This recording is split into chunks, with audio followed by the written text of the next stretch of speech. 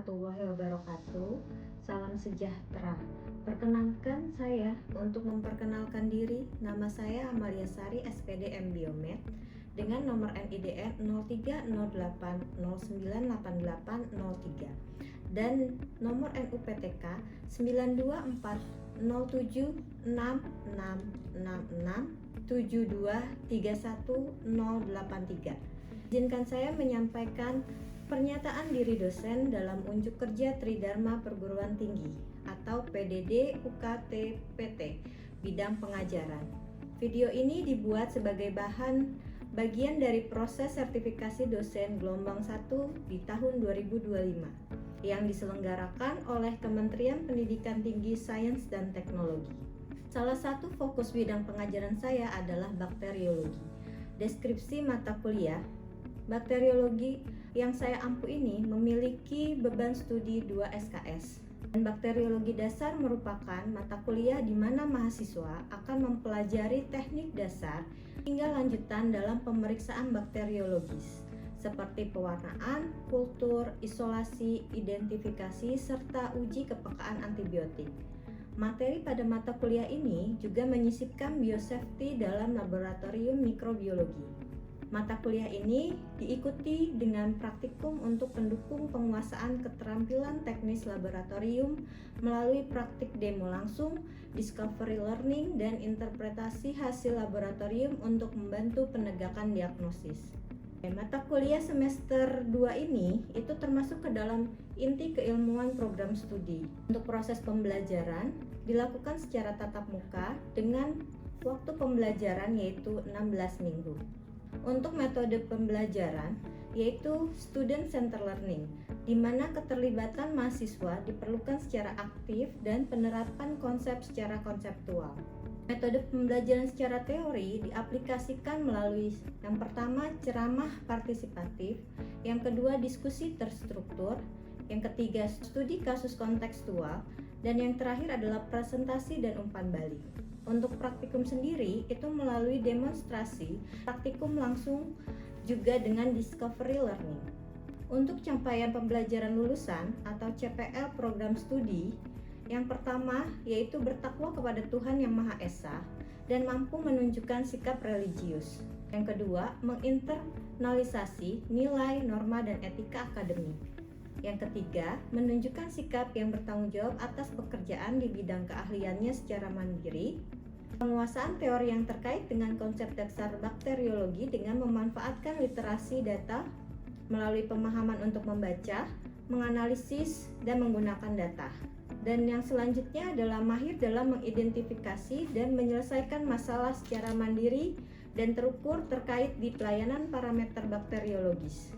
Akhir, mampu berpikir secara mandiri dalam hal menentukan hasil laboratorium yang sesuai dengan interpretasi hasil.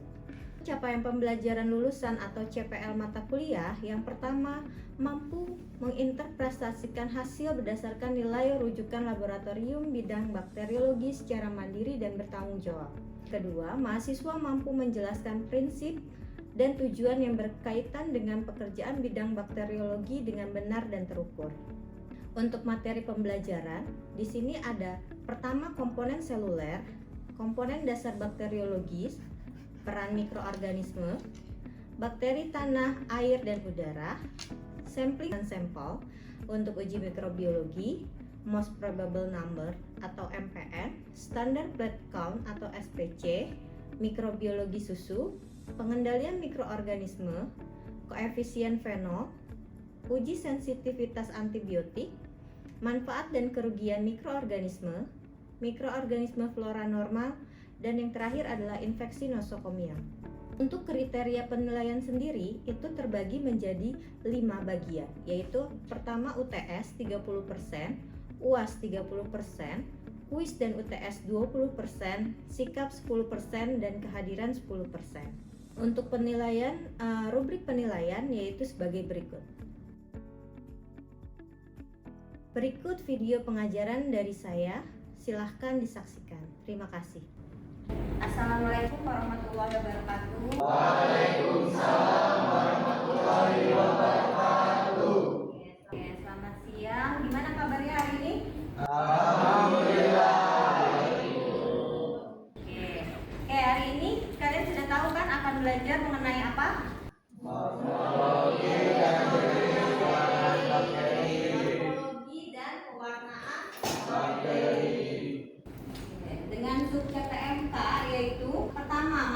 menjelaskan morfologi dan pewarnaan bakteri.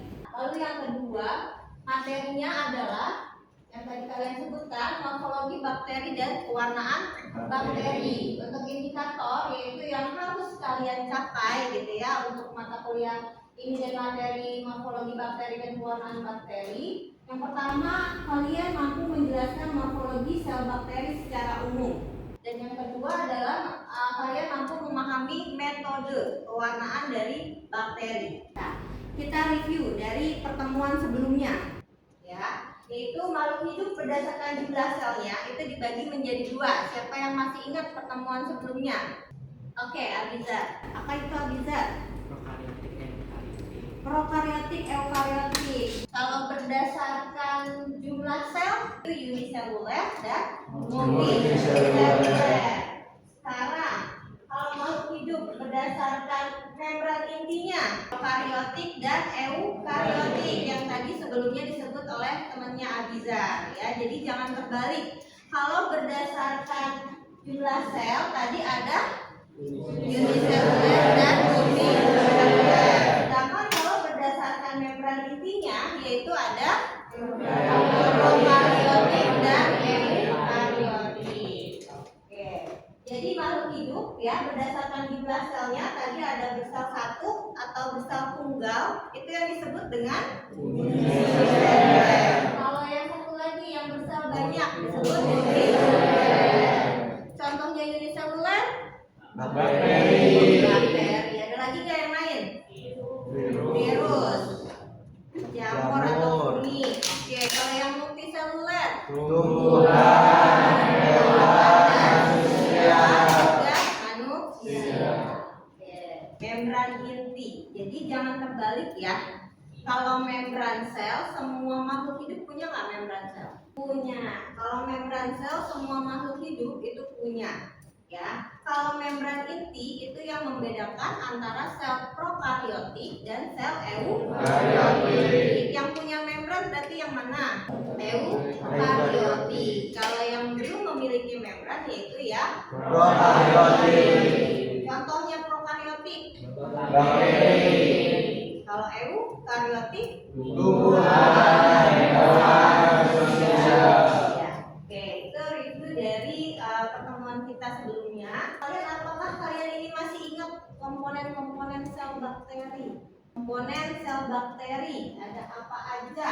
Ada Dinding sel, oke Yasar. Ada apa lagi? Membran plasma, sitoplasma, mitokondria. Ada nggak mitokondria bakteri? Kita ngomongin bakteri. Ada apa? Kapsul. Oke, ada apa lagi? Flagella. Apa? Lili. Ribosom. Plasmid, betul, boy. Jadi, coba sekarang saya coba tadi kan untuk menyebutkan hampir semua udah bisa ya. Sekarang coba kalau yang A ini itu apa? Argenita. A ini flagel. Jadi mau flagel apa pilih? Pilih. Oke, yang A itu pilih. Benar salah teman-temannya? Nah, lanjut yang B. Yang B, Siti Lisa. B apa? Flagel. Flagel. Oke, yang C. Siapa yang bisa? Materi genetik. Kalau di bakteri biasanya disebut nukleoid. Ya, nukleoid. Karena dia tidak diselubungi oleh membran inti. Oke. Terus yang D, ini apa? Plasmid, benar. Terus lanjut tadi. Yang F, yang ini. Ribosom. Oke.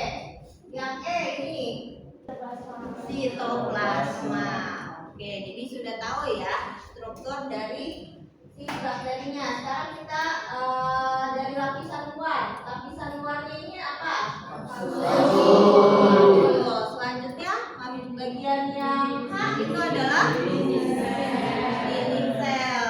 Bagian selanjutnya sel. Ini masih ingat ya bagian-bagian dari si sel bakteri ya. Ada pili ya. Pili itu yang bagian kecil tuh di bagian luar, itu fungsinya untuk apa? Melekat pada sel inang ya, betul bisa. Jadi bisa melekat pada sel inang untuk reproduksi juga ya. Kalau flagel untuk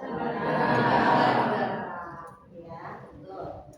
Ya, berarti untuk pertemuan yang sebelumnya kalian masih ingat tadi ada dua apa? Yaitu ada berdasarkan jumlah selnya ada terus kalau berdasarkan membran intinya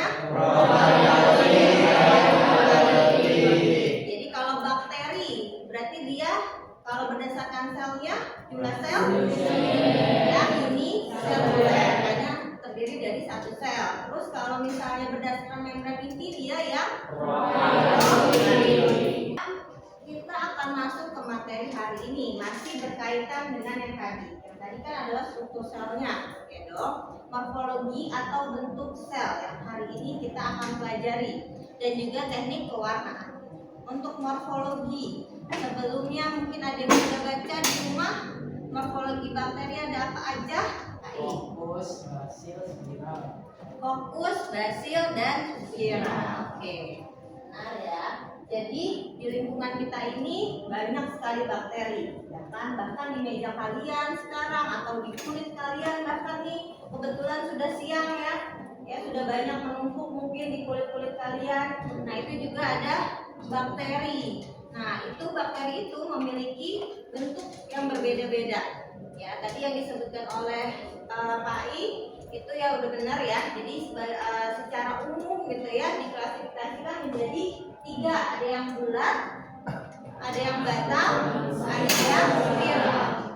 Bulat sebutan lainnya adalah fokus, sedangkan batang nama lainnya adalah basil. Kalau untuk spiral dia disebutnya spiral saja.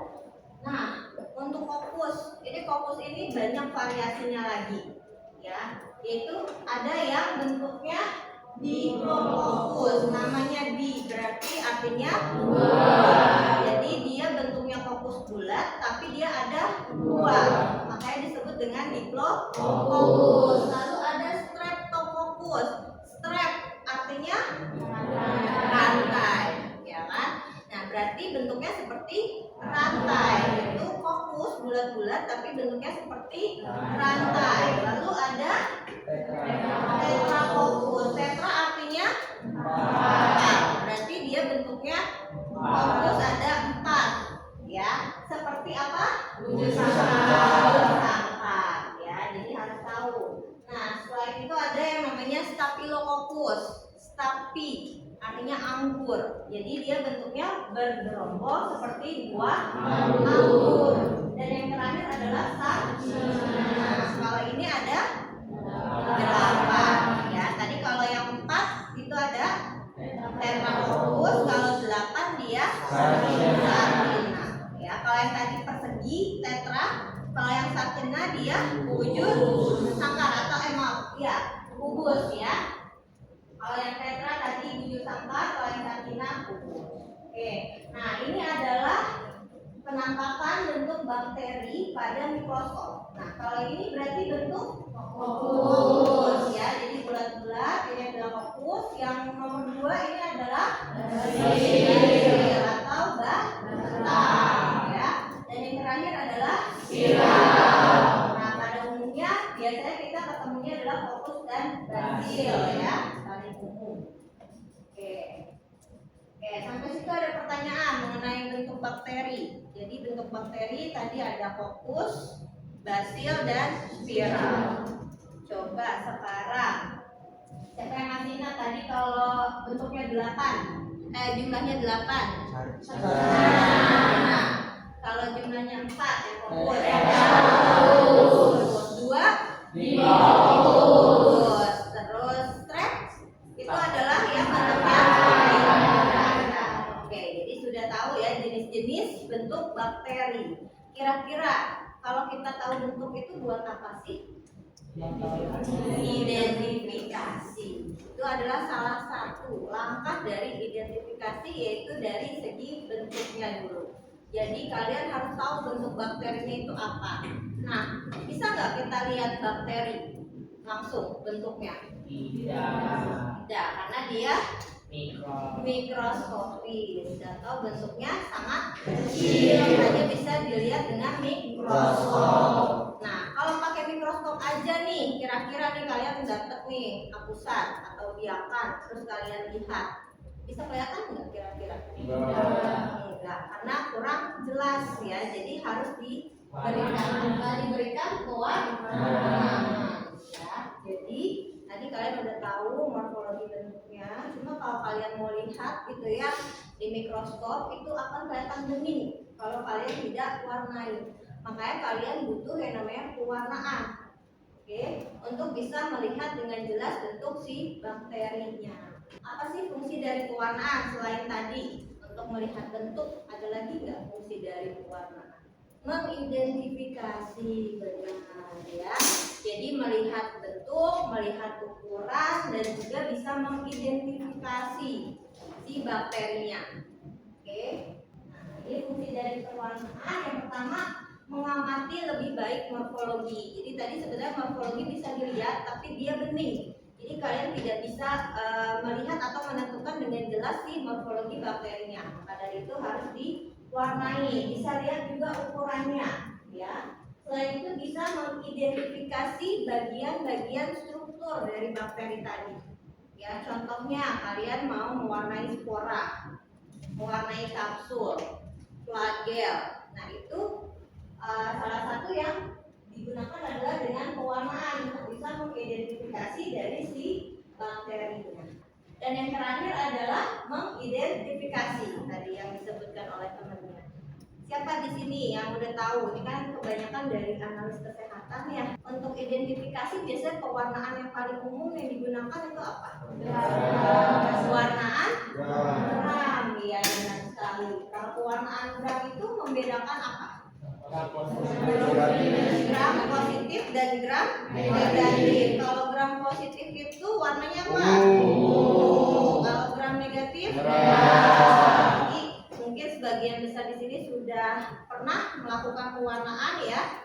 Ya, tadi kan sudah disinggung sedikit tadi pewarnaan gram, ya kan? Itu adalah jenis pewarnaan juga. Nah, jenis-jenis pewarnaan yang pertama adalah pewarnaan sederhana. Namanya sederhana. Berarti dia paling sederhana, yaitu menggunakan hanya satu zat warna saja. Ya, contohnya misalnya kalian mau pakai methylene blue aja, mau pakai kristal violet aja.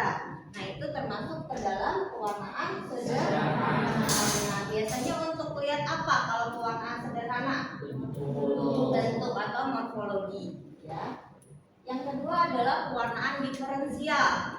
Different berarti membedakan. Jadi pewarnaan yang berfungsi untuk membedakan. Membedakan apa? Antar spesies bakteri. Yaitu tadi dengan pewarnaan gram. Ya kan? Kita bisa membedakan gram positif dan gram negatif. Pewarnaan BTA itu juga ya. Itu diferensial. Pewarnaan BTA itu warnanya apa? Merah. Ya, jadi ini merupakan jenis pewarnaan diferensial dari warna merah dan BTA. Selanjutnya ada pewarnaan khusus. Nah, kalau pewarnaan khusus berarti tadi yang apa? Membedakan struktur khusus dari bakteri. Tadi ada flagel, terus ada kapsul, gitu kan? Kenapa sih harus dibedain kayak gitu? Karena dengan pewarnaan sederhana atau pewarnaan biasa dia tidak bisa terwarnai. Nah, jadi harus dengan pewarnaan khusus. Nah, biasanya khusus ini gabungan beberapa warna ya. Untuk flagel misalnya pakai grey ya, atau novel, terus kapsul misalnya pakai muir ya. Untuk spora pakai queen atau stopper cotton. Nah, ini pewarnaan yang khusus. Nah, yang terakhir adalah pewarnaan negatif.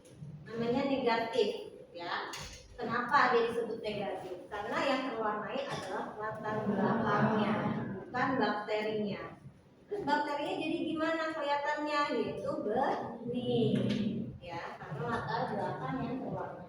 Contohnya adalah mikrosil, erosil ya, tinta India. Lanjut ke pemeriksaan mikroskopis, itu dipengaruhi oleh beberapa faktor.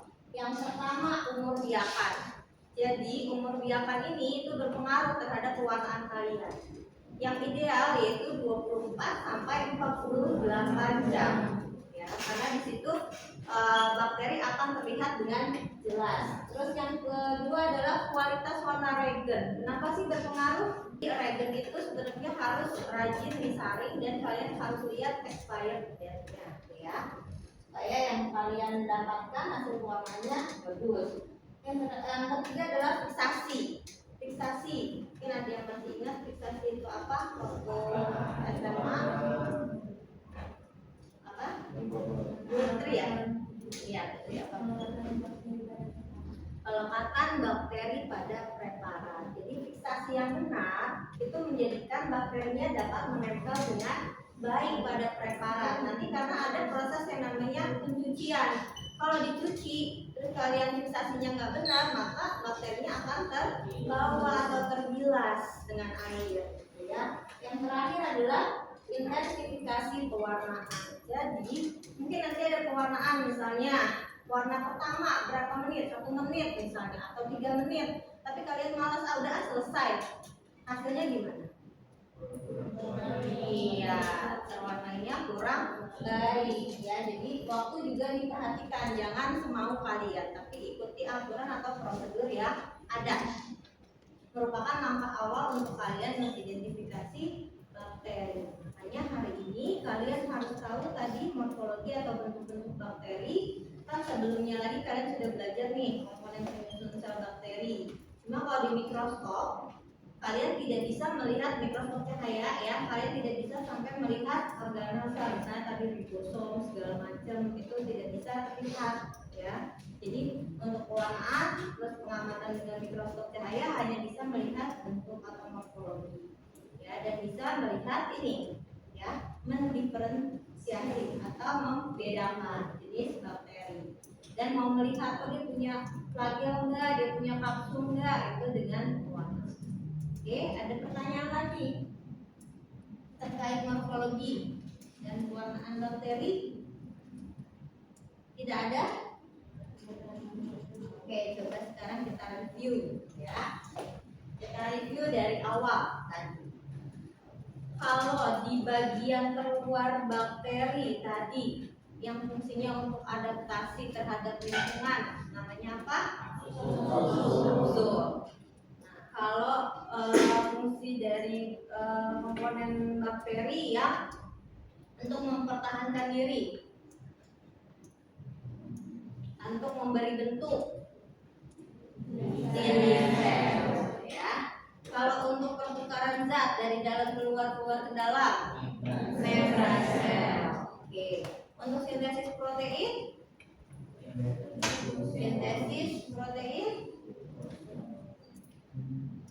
ribosom.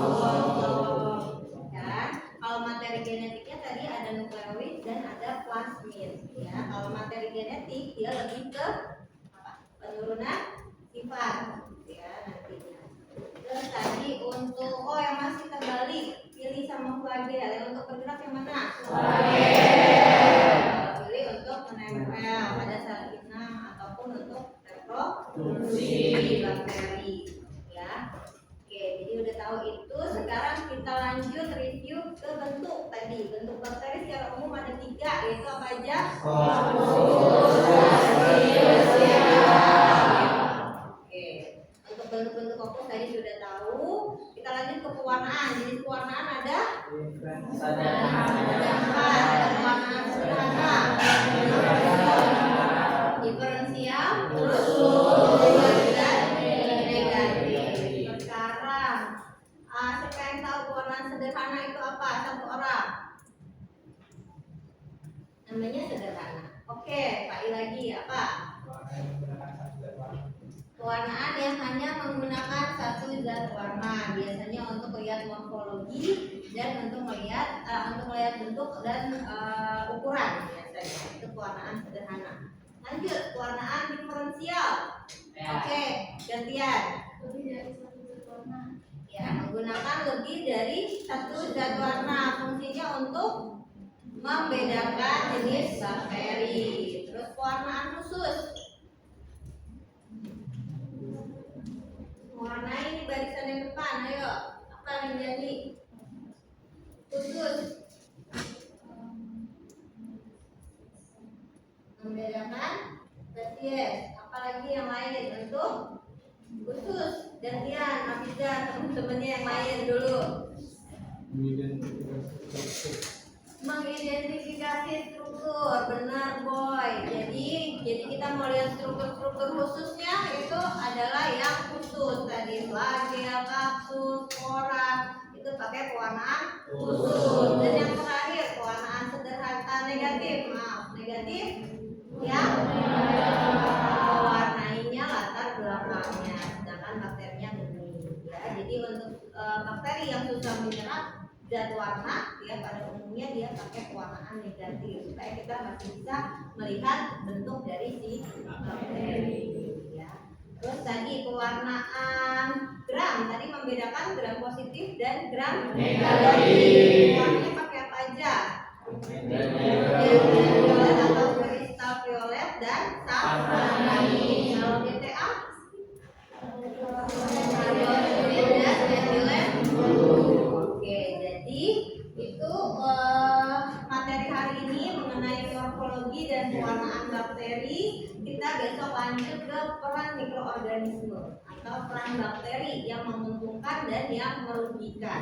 Ya, jadi nanti kalian baca dulu di rumah biar sudah nyambung nih sampai di dalam kelas. Jadi sudah, oh iya benar. Atau ketika kalian sudah membaca terus ada yang kalian bingung, nah pada saat itu kalian tanya.